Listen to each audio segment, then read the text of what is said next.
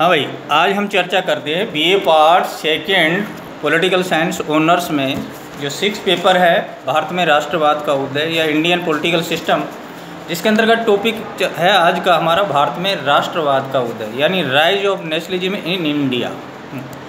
और इसके अंतर्गत हम उदय के प्रमुख कारणों की विवेचना करते हैं, जिसमें सबसे पहले 1857 के विद्रोह की पृष्ठभूमि करते हैं। देखिए, भारत में ये जो स्वतंत्र भारत को जो स्वतंत्रता मिली थी, इसका श्री गणेश 1870 से शुरू हो गया था। जब 1800 स्वतंत्रता संग्राम शुरू हुआ था, उसके अंतर्गत इसकी पृष्ठभूमि बन गई थी। वैसे अंग्रेज़ जब शुरू में हमारे यहाँ आए तो ईस्ट इंडिया कंपनी के रूप में, परंतु 1858 में इंग्लैंड सम्राट ने भारत की सत्ता को अपने हाथ में ले लिया और उसके बाद में यहाँ से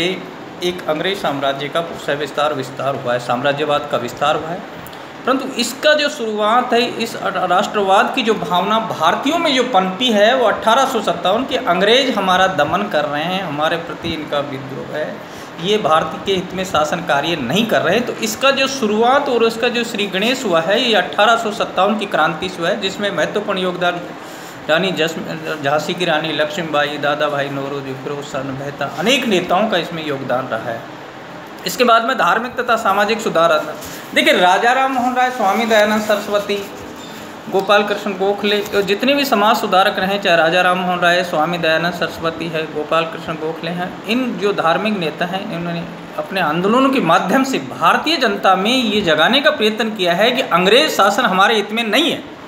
हमें इसकी दमनकारी नीतियों का विरोध करना है और इसके तहत हमें अपने देश को स्वतंत्रता प्राप्त करनी है और देश में एक राष्ट्रवाद की भावना, यानी कि इस भारत की रूढ़िवादी जनता में इन धार्मिक सुधार आंदोलनों, इन सामाजिक सुधार आंदोलनों के तहत ये किया गया है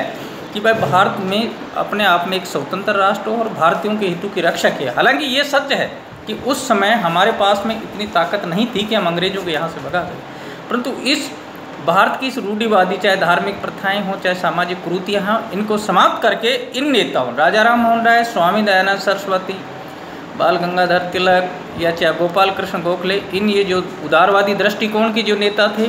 चाहे उग्रवादी दृष्टिकोण, इन्होंने एक आंदोलनों के माध्यम से भारतीय जनता में एक तरह का इस तरह का माहौल क्रिएट कर दिया था कि हमें राष्ट्रीयता, हमें स्वतंत्रता प्राप्त होनी चाहिए। इसके बाद में कुछ मुस्लिम सुधारवादी आंदोलन भी हुआ, जैसे बहावी आंदोलन है, अलीगढ़ मुस्लिम आंदोलन, सर सैयद अहमद खां के नेतृत्व में कुछ आंदोलन हुए।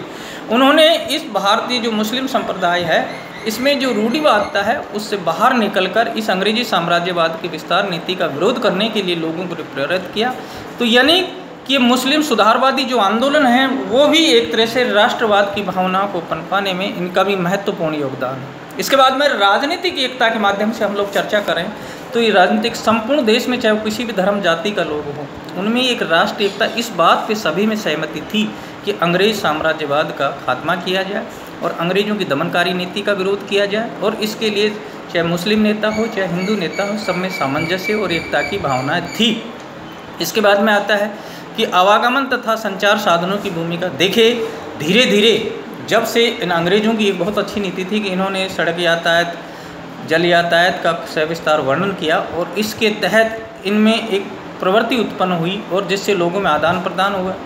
उग्रवादी नेताओं को उदारवादी नेताओं से संपर्क हुआ, उदारवादियों का उग्रवादियों से संपर्क हुआ और उसके आधार पर इस प्रकार की एक भावनाएं उत्पन्न हुई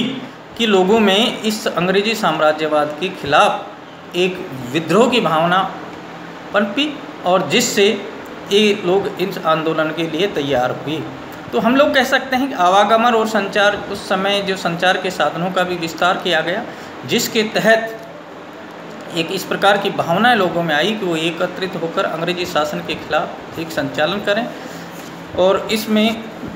जो आपस में जो भाईचारा है, उसके माध्यम से इस साम्राज्यवादी नीति का विरोध किया जाए। इसके बाद में है पश्चिमी साम्राज्यवादी और साहित्य का प्रभाव भी इसमें काफ़ी योगदान रहा।